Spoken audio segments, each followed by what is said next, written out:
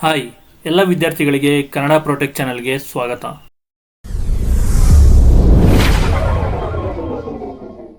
KEA ಕಡೆಯಿಂದ ಒಂದು very important ಮತ್ತು ಬಿಗ್ ಅಪ್ಡೇಟ್ ಬಂದಿದೆ. ವಿಷಯ ಏನಂತ ನೋಡೋದಾದ್ರೆ, ಈ ಸಲ ಕಂಬೈನ್ಡ್ ಕೌನ್ಸಿಲಿಂಗ್ ಮಾಡಲಾಗುತ್ತೆ ಅಂತ ತಿಳಿಸ್ಕೊಡ್ತಿದ್ದಾರೆ. ಈ ಒಂದು ಕಂಬೈನ್ಡ್ ಕೌನ್ಸಿಲಿಂಗ್ ಅಂದ್ರೆ ಏನಂತ ನೋಡೋದಾದ್ರೆ, 2022 ಹಿಂದ್ಗಡೆ ಈ ಇಂಜಿನಿಯರಿಂಗು ಮತ್ತೆ BSc ಅಗ್ರಿಕಲ್ಚರು ಹಾಗೆ ವೆಟರ್ನರಿ ಬಂದ್ಬಿಟ್ಟು KCET ಬರೆದ್ಬಿಟ್ಟು KCET ಕೌನ್ಸಿಲಿಂಗ್ಗೆ ಹೋಗ್ತಿದ್ರು. ಇನ್ನ ಈ ಡೆಂಟಲ್ಲು, ಮೆಡಿಕಲ್ಲು, ನರ್ಸಿಂಗು ಇವರೆಲ್ಲ ಏನು ಮಾಡ್ತಿದ್ರು, ನೀಟ್ ಎಕ್ಸಾಮ್ ಬರೆದು ನೀಟ್ ಕೌನ್ಸಿಲಿಂಗ್ ಹೋಗ್ತಿದ್ರು. ಆದರೆ ಈ ಸಲ ಏನಾಗ್ತದೆ ಅಂದರೆ, ಈ ಒಂದು ನರ್ಸಿಂಗ್ ಆಗಿರ್ಬೋದು, ಮೆಡಿಕಲ್ ಆಗಿರ್ಬೋದು, ಇಂಜಿನಿಯರ್ ಆಗಿರ್ಬೋದು, BSc ಅಗ್ರಿಕಲ್ಚರ್ ಆಗಿರ್ಬೋದು, ಎಲ್ಲ ಕೌನ್ಸಿಲಿಂಗು ಒಂದೇ ಸತಿ ನಡೆಸ್ತಾರೆ. ಅದನ್ನೇ ಕಂಬೈನ್ಡ್ ಕೌನ್ಸಿಲಿಂಗ್ ಅಂತ ಕರೀತಿದ್ದಾರೆ.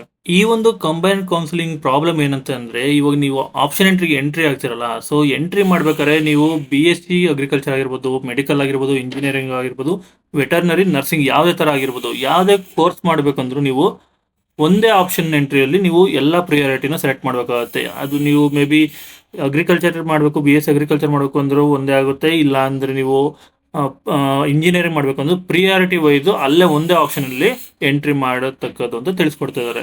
ಇನ್ನು ಇವಾಗ ನಿಮ್ಮ ತಲೆಯಲ್ಲಿ ಪ್ರಶ್ನೆ ಓಡ್ತಾ ಇರ್ಬೋದು, ಹಾಗಿದ್ರೆ ನಾವು ಮೆಡಿಕಲ್ ಮಾಡಬೇಕು ಅಂದ್ರೆ ಮೆಡಿಕಲ್ ಕಾಲೇಜು, ಇಂಜಿನಿಯರಿಂಗ್ ಮಾಡಬೇಕು ಅಂದ್ರೆ ಇಂಜಿನಿಯರ್ ಕಾಲೇಜು, ಎಲ್ಲ ಕಾಲೇಜ್ ಡೀಟೇಲ್ಸ್ ಒಂದೇ ಆಪ್ಷನ್ ಎಂಟ್ರಿಯಲ್ಲಿ ಬರುತ್ತಾ ಅಂತ. ಹೌದು ಸ್ನೇಹಿತರೆ, ಎಲ್ಲ ಕಾಲೇಜು ನಿಮಗೆ ಇಂಜಿನಿಯರ್ ಆಗಿರ್ಬೋದು, ವೆಟರ್ನರಿ ಆಗಿರ್ಬೋದು, ಯಾವುದೇ ತರ ಕೋರ್ಸ್ ಆಗಿರ್ಬೋದು, ಎಲ್ಲ ಕಾಲೇಜು ನಿಮಗೆ ಒಂದೇ ಆಪ್ಷನ್ ಎಂಟ್ರಿಯಲ್ಲಿ ಬರುತ್ತೆ. ನಿಮಗೆ ಯಾವ್ದು ಪ್ರಿಯಾರಿಟಿ ಇರುತ್ತೋ ಅದನ್ನ ಪ್ರಿಯಾರಿಟಿ ವೈಸ್ 1, 2, 3, 4, 5 ಅಂತ ಸೆಲೆಕ್ಟ್ ಮಾಡ್ಕೋಬಹುದು.